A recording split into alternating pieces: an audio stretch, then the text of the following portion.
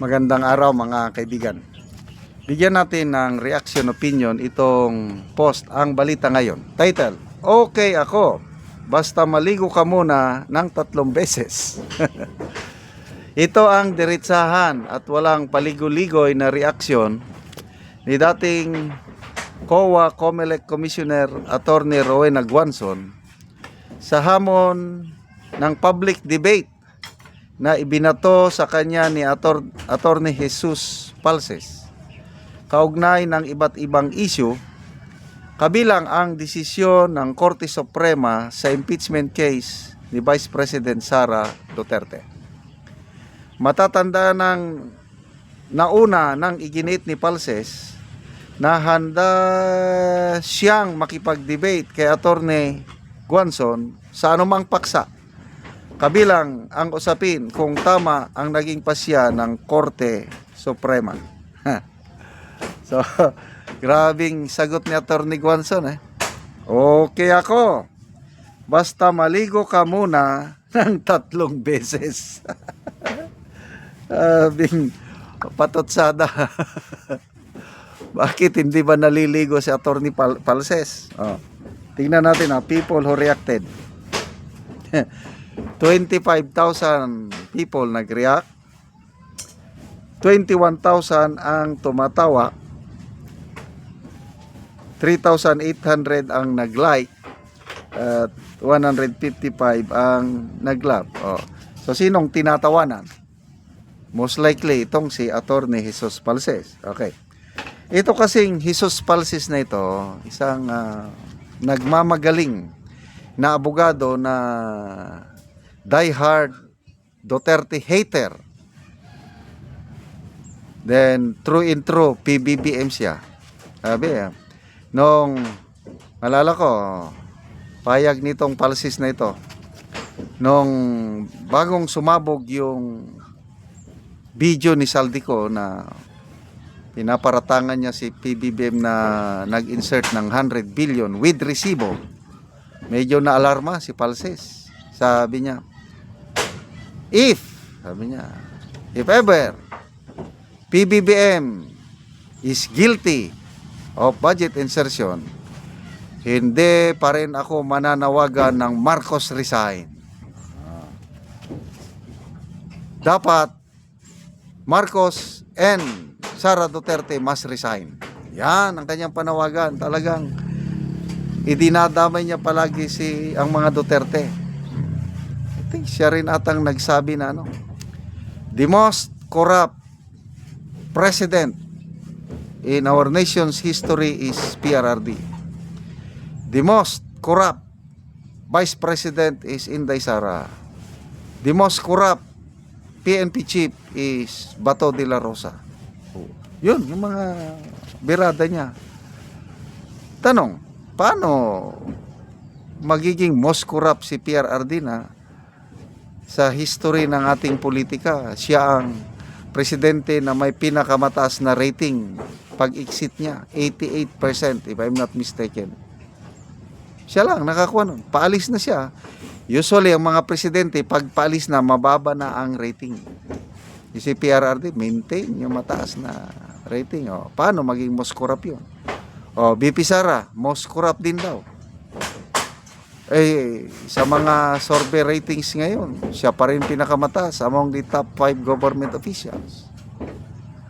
Bato de la Rosa, paano maging most corrupt na number 3 sa election tong Mayo?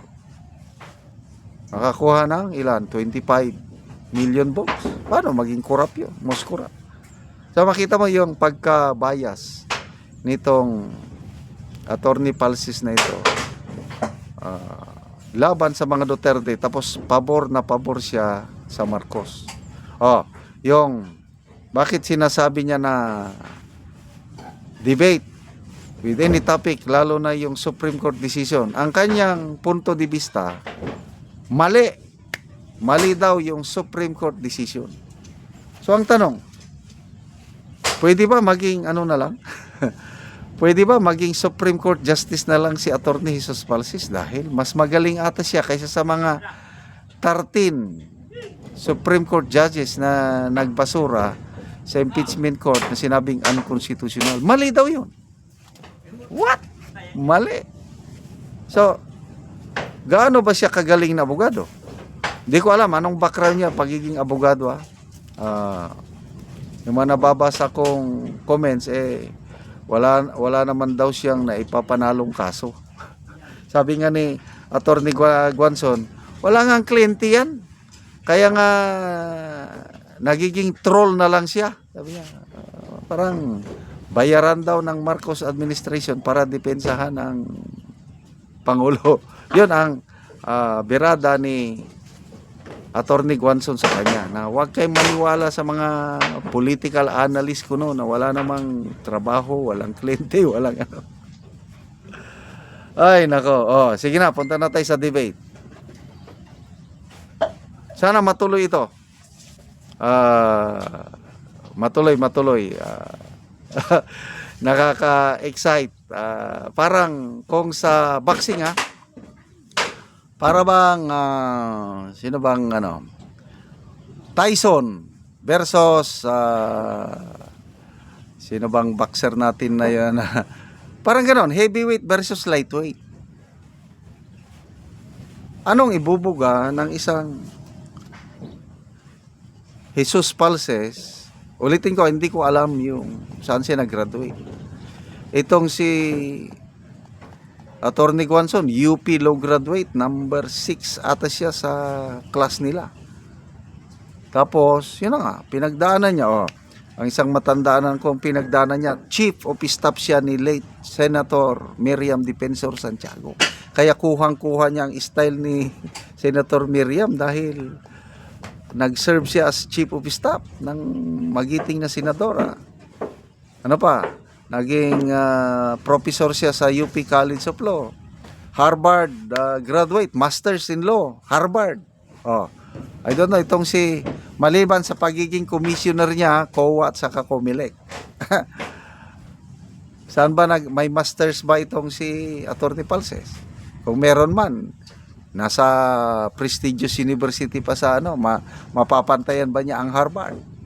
Ganun ba? So, sana matuloy ang debate na ito. Matira ang matibay. Kaya lang, sigurado ako, pupusta ako kay Attorney Guanzon. Salamat mga kaibigan sa inyong pagsubaybay sa ating channel. Nakakatulong kayo ng malaki sa tribong Talandig ng Bukidnon dahil ang sweldo natin sa channel na ito is pantulong sa tribo. Namimigay tayo ng mga libreng yero at pako para makapagpatayo sila ng mas maayos na tahanan. Panoorin niyo ang video na ito. Hello mga ka-viewers, live to karon mo ni si Ate Matagalog Yero. So mo ni ang ato pa ni Ate.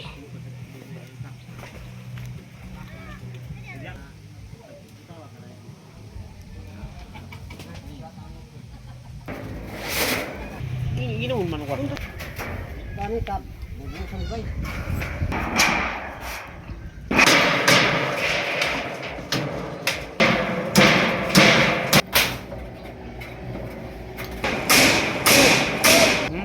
Ano ko rin mo pala.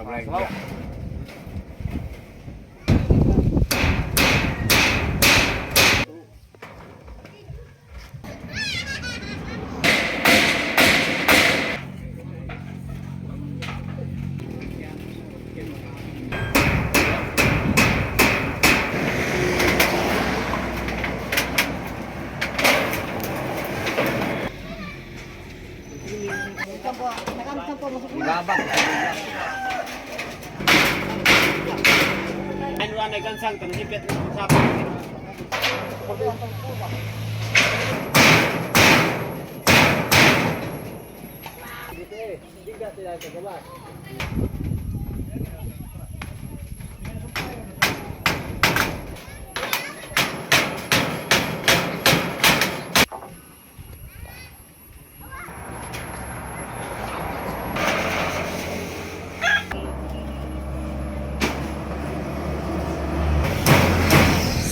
Nagyod og atop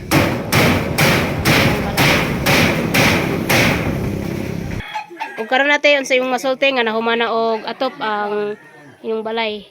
So, sin, ta nakapakay, dagay dua abo dahil ta balay dahil ita. Oh. Ano, 5 ka. So pila na imong edad ite? 39 naman god. 39, so na kay anak. Kabalay. Na kay anak. Naa. Oh, so pila ka buok swalo. So aya pagid mo nakaatop sa inyong balay sa inyong abuhan lugar ni ninyo. Abuhan na. So mo lang abuhan nila ate ilang gihimo. So dako kayong pasalamat. Sige te, salamat po.